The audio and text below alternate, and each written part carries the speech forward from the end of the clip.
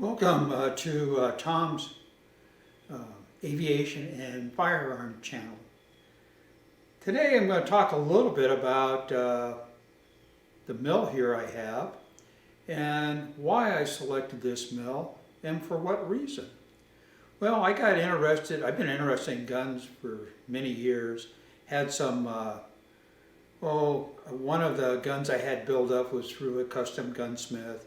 Was not real happy with some of the time delays and some of the work. So I thought I could probably do better myself, and I'm interested in machine shop. There is a video that is introduction to my channel that explains my background and everything like on that. So what I would like to do today is talk about why I selected this mill, what I use it for, and how it helps in the shop. Well, first of all, this goes back to about 2004. I decided that I was going to go ahead and buy some machinery and do that. I was going to get a mill and lathe and take a look at it. So I got a set of videos prior to that. It's from AGI. It's American Gunsmith Institute. And they have a machine shop course. The instructor is Daryl Holland. Anyway, after watching the video and they give me a review of my what I did know quite a bit about running lathes because I did do that in production back in the 60s, and not a lot with the mill, very little with mill. So I got a lot of good information on that course. Part of what I wanted to do is come up with a selection. I started off and I looked at maybe using a Smitty tool. And they have some very nice looking ones. They're better end ones. They had a Granite series. They had a 13 by 40 with the mill up on top as a combination machine. I sort of looked at that. In fact, in that video I'm talking about from AGI, they actually did a test. One of their DVDs, when they get done with the course, actually shows running that and how well it works. I looked at that. It looked like a very promising machine. However, it didn't really give me the capabilities in the mill that I wanted. I wanted a longer table so I could do some work with the barrels. I can lay the barrel out on the table and being able to do drilling holes and these type of things. From this selection, then I looked at Smitty also had a standalone mill, and there was a lathe that they had. I think it was a 12-inch one. I looked at that and really didn't think that was where I wanted to go. Of course, the thing I was looking at a lot of it is how much money do I want to put into this? Because as you keep increasing your size of your equipment, prices go up. And you'll have a considerable investment into this. You can also get used equipment. I looked at going that route. One of the problems with used equipment that I didn't really want to deal with is so a lot of that stuff's used in production or was used in production, and they get a lot of wear. Your holding tolerances is going to be harder. So I thought I would like to get new machinery. Well, after looking at this, I looked at some local in Wichita and I came up across some different ones. There's machines made in China, there's machines made in Taiwan. Well, from my research, I felt that Taiwan equipment might be a better choice. So I decided to look there. And the machine I saw locally was one of these right here, which is a Birmingham, and that's just a generic name. They make pretty much the same machines. I mean, there's a lot of people that make them, little minor changes. But this seems to be pretty much where they have in the system. Anyway, I got one that had a table that's 9 inches across here and 49 inches long.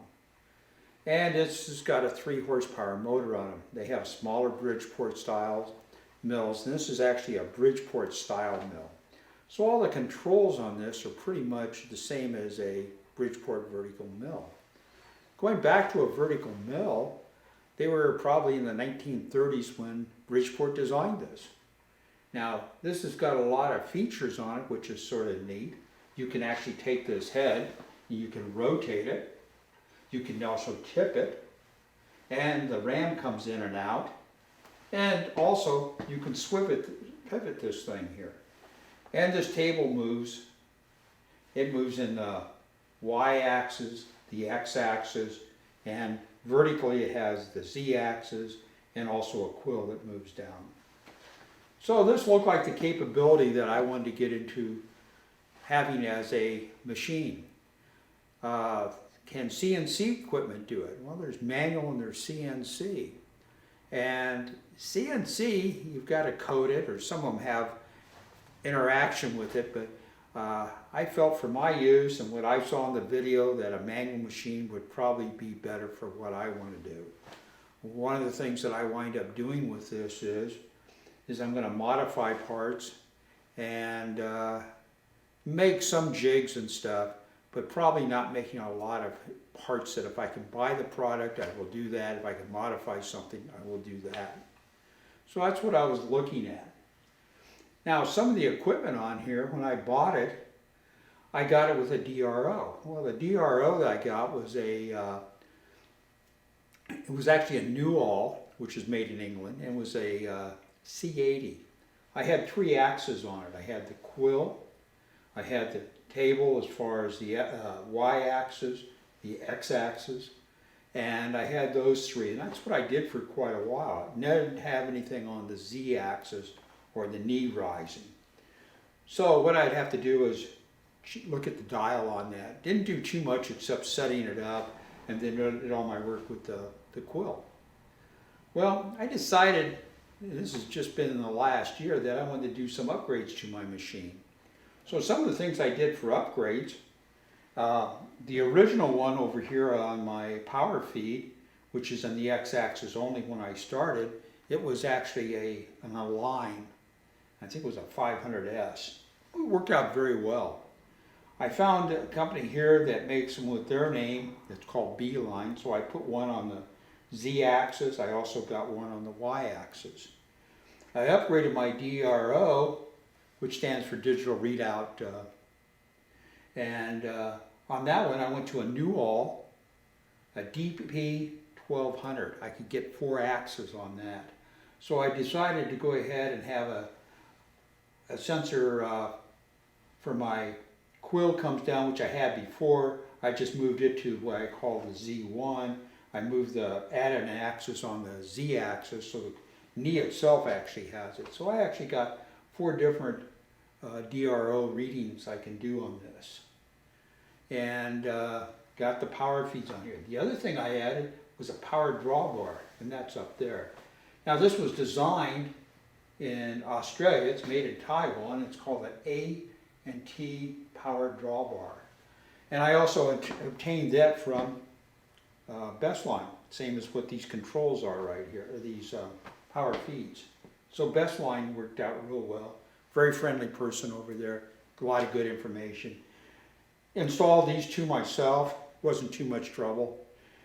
Installed the stops for the power feeds because they have, you don't want to just keep driving it off, so they have extra stops on here.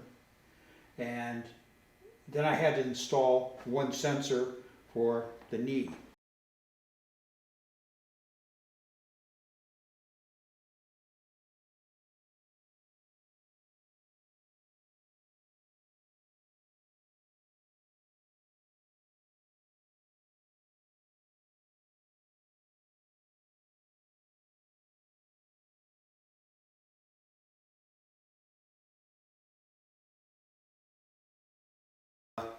A no-go and test indicator. So we're going to put this inside the spindle here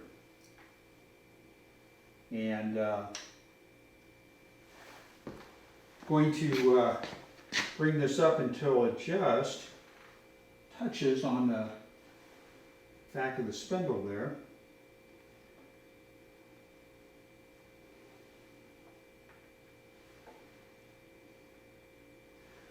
Have it set on 0 right now. I'm going to bring this in closer to show you what it looks like.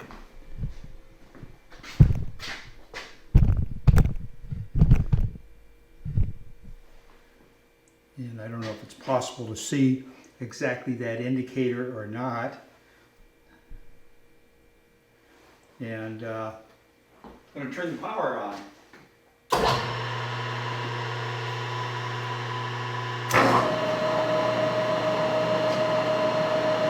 I don't know if it's possible to see that or not, but the needle is not moving at all. That's at a 1/2 thousandths. So I'm going to shut this down right now.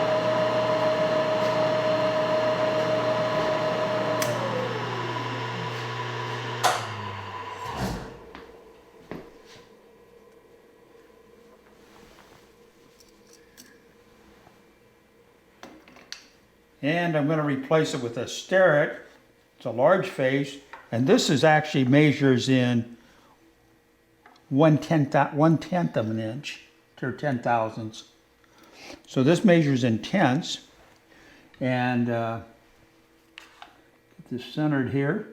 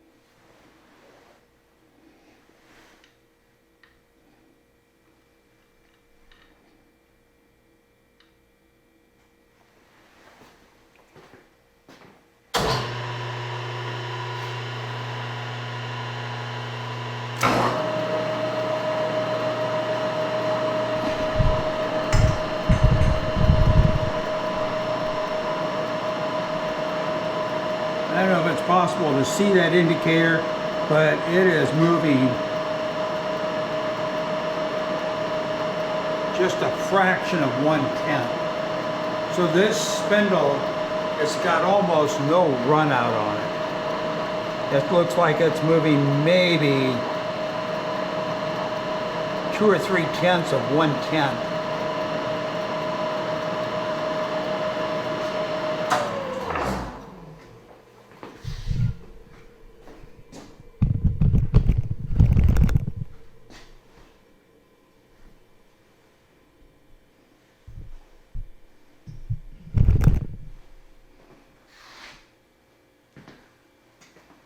This is one of the reasons that I wanted to get a new machine and set it up and do the, as far as doing the work and everything, this thing is a very accurate spindle with hardly any run out. The next thing I'd like to show you, talk a little bit about different ways of holding things.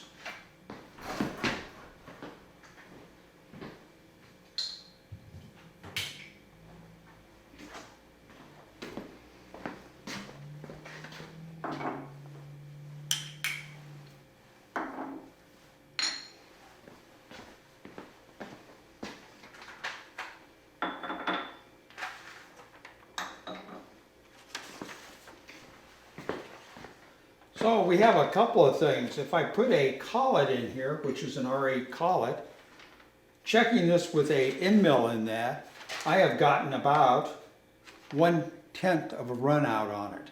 So very accurate, using a carbide 3/4 inch end mill, took it with a dial indicator, the 10th, and I'm seeing 1/10 run out. Now, when we start getting into other items for holding stuff, one of the things we have here is a end mill holder. It's got a couple of screws that go in there, end mill slides into the end. The problem with something like this, it has run out. I'm getting with this 0.002 run out on several different ones. That's because there's slop or tolerance when you slide your end mill into the end. It has some on there, so you're getting run out. So what would that cause you a problem? It probably not a lot, but it can wear the tooling a little more, but it is about 0.002 run out. Looking at drill chucks, what type of run out do I get from drill chucks? Well, turned around, and this one right here, this is one made in Taiwan. Checking the run out with a pen in here, I get about 2,500 run out on this drill chuck. On this silver one here, this is from Shars. It's one of their better ones, and with this, and you tighten it with a spanner wrench, not just hand tightened, this thing gives run out of 2,000. Continuing on, looking at stuff, I have another system right here, and this is an ER40 chuck system. When I've turned around and done the inside of this with the putting it up inside the machine, running a dial indicator just like the spindle, I was getting 1/10. No, I was getting 1/2 of a tenth run out on this, about the same as the spindle. I have put in a 3/4 inch carbide end mill and used one of these really accurate torquing ones, powder coated, and I get 1/10 run out.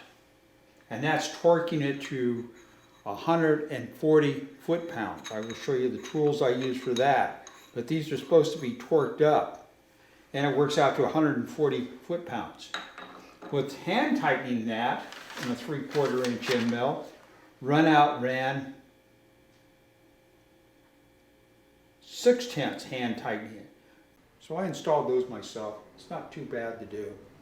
Power drawbar is operated by pneumatic pressure, and then you got an off-on switch here. What it does, draws a collet in.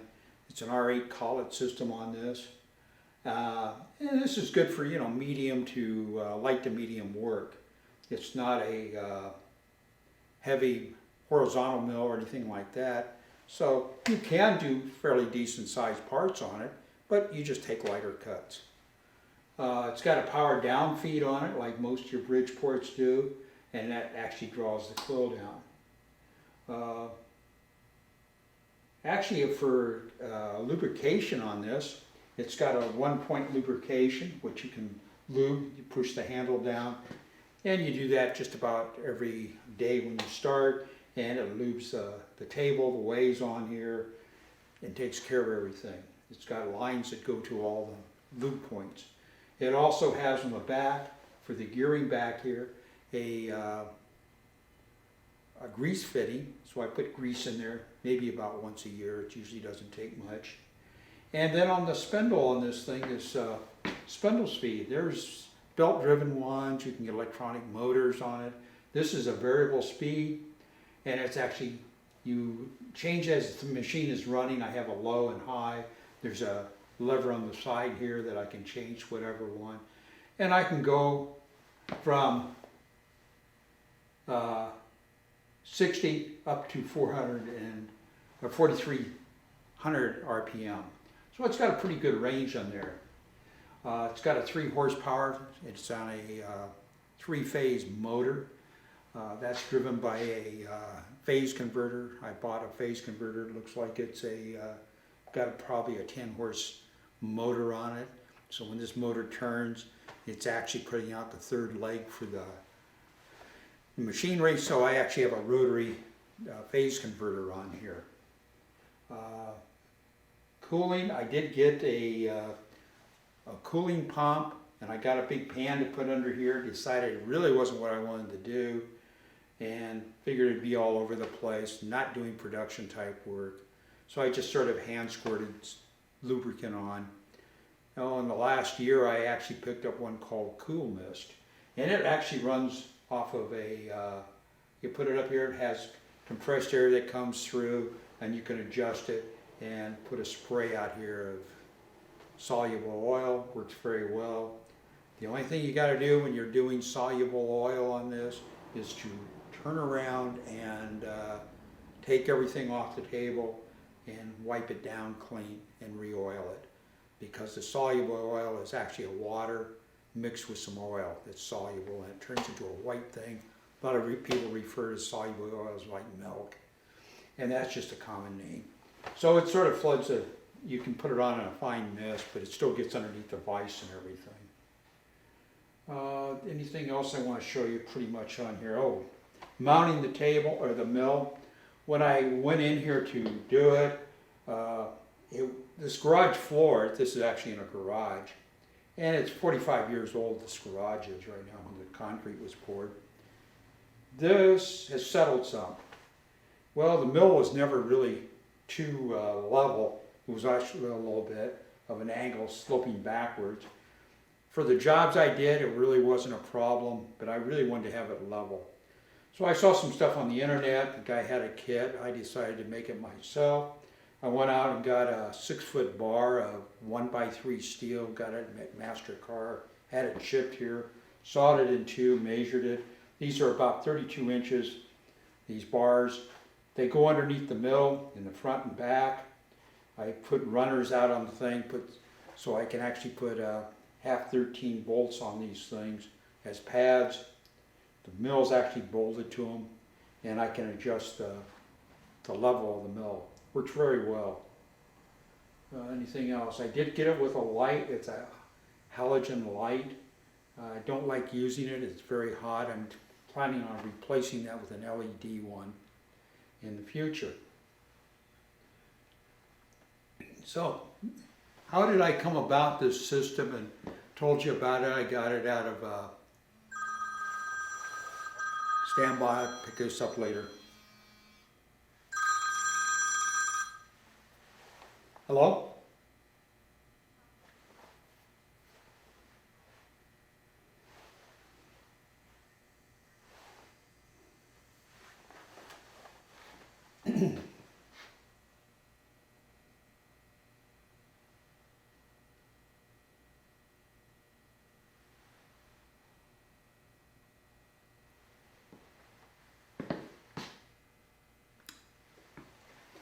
Okay, so I'm going to go back a little bit and talk about how I selected this mill. I told a little bit about how I wanted it, so I started looking around locally, saw it, checked with a company, I think it was American Machine Tool. They actually had the same thing that I liked, and it was drop shipped from El Monte, California. And the company that actually imports it is CP Tools in El Monte, California. And they have a good selection, so I got the lathe and mill from there, had them brought in, and got myself a forklift, which I haven't run, got the thing up with the help of a friend. I finally got it in here, had to get it off the pallet, used a engine hoist to get it off, and got it placed in here. A little bit of work, but it can be done. One or two people can pretty much do that, and getting the machines in actually took two of us, and we worked it very well. So this machine weighs about 2,300 pounds. It's fairly heavy, so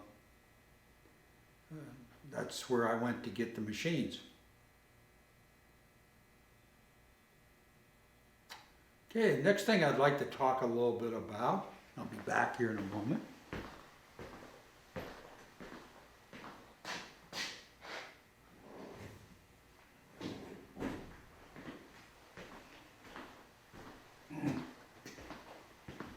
Okay, I'm back now. I'll cut this out.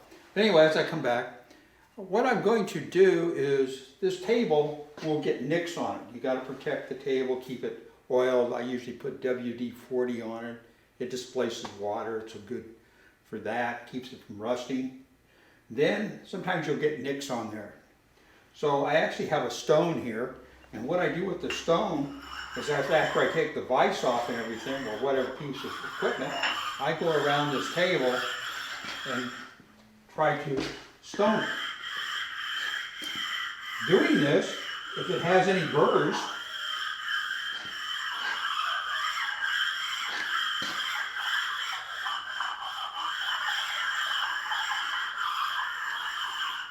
You can feel them. It takes any burrs off because you want this table no burrs on it when you put anything on it. I do the same thing to the base of the tooling I put up here. I deburr them with the stone. And you can feel your hand over it and see if there's any high spots. You also feel with the stone when you're doing it. So the table you really want to get down and be sure it is stone good. And that's somewhat of the maintenance as far as doing it. Other than that, the mill really doesn't take much maintenance. I'll talk about here in a few minutes here, calibration of the DROs. Torquing it to 130 foot-pounds. Again, with the standard nuts, I was getting about 4/10 run out, and with the high-end ones, I was getting 1/10 run out. So these are and high collets too. There are several different collets that you can get.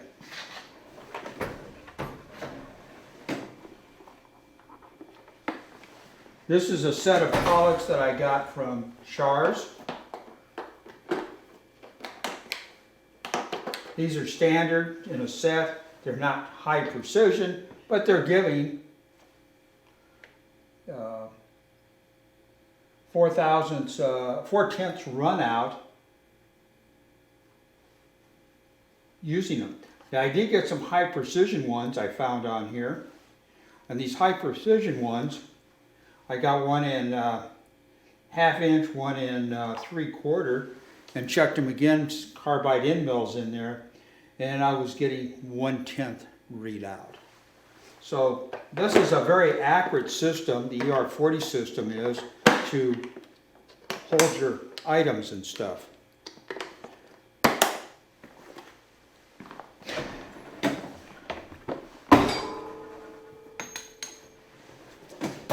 To torque them down, I use this wrench here. It's from a torque wrench. It is from Mar Tools. And this thing goes from 100 to 150 foot-pounds. Now, you have to do calculations because the torque is coming here. I need to figure it out in the center here. So you do have to figure it out. And it makes a reduction on it. But anyway, 147 Newton meters on this is equal to 140 foot-pounds on the torque. I just used Newton meters. It was in the system here, and it's probably around 100, 110 foot-pounds if you do the conversion. So that's to put it on. To get it off,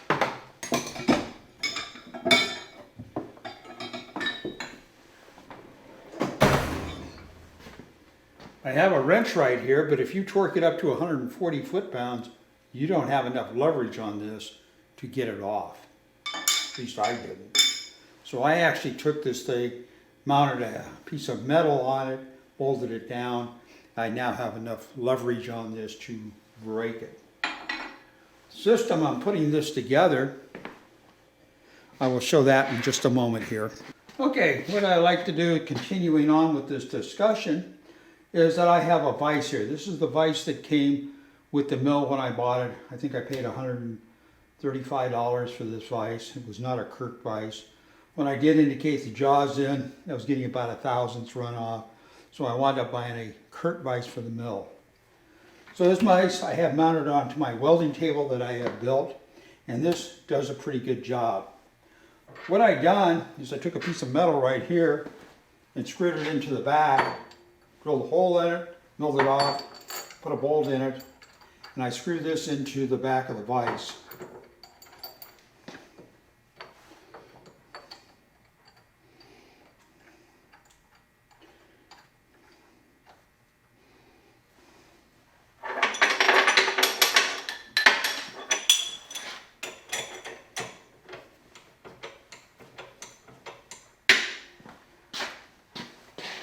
On eBay, I found this tool holder. It is a R8 fixture. And what this is, comes from TTS tool holder. It is something that holds an R8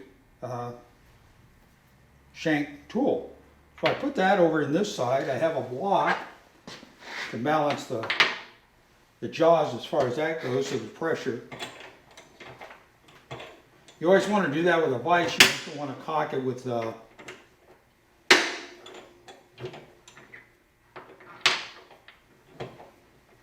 you want to keep them about the same. That way it keeps the jaws parallel. I tighten this up, turn around, and I place my device in here that I'm going to put in my tool holder. So this gives me a way of using it. It's no way of locking it so it does turn. Now to mount these collets in here, there is a trick to them. These things are accuracy. When you look at them, there's a spot in here it's milled out and there's one up here. You want to insert this and then rotate it so that this thing does not, it's already up flush. You do not want to try and snap it in. You put that inside here, put your item that you're going to torque into it. And I made this thing on it in order to being able to turn this. I turn around, ordered this off of Amazon. It's a 46 millimeter crowfoot on a 1/2 inch socket. I put that in here like this. And this allows me to take my torque wrench, put it on here, and able to torque it down to 140.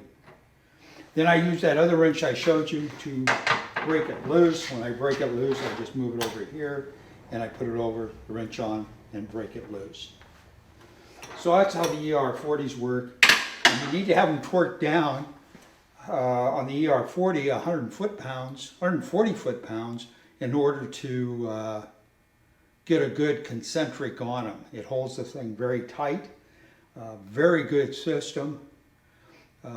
They use it also in this system into CNC stuff. If you look at Haas's site, they have some for tool holding. They get into this. They also have shrunk down tools and stuff that they actually shrink the collets around the material. So this is a very good system. The whole thing's concentric. Yes, this is a series on Machine Shop. The first one was on the mill. I want to thank you for watching and be sure to subscribe and hit the notification bell. Thank you.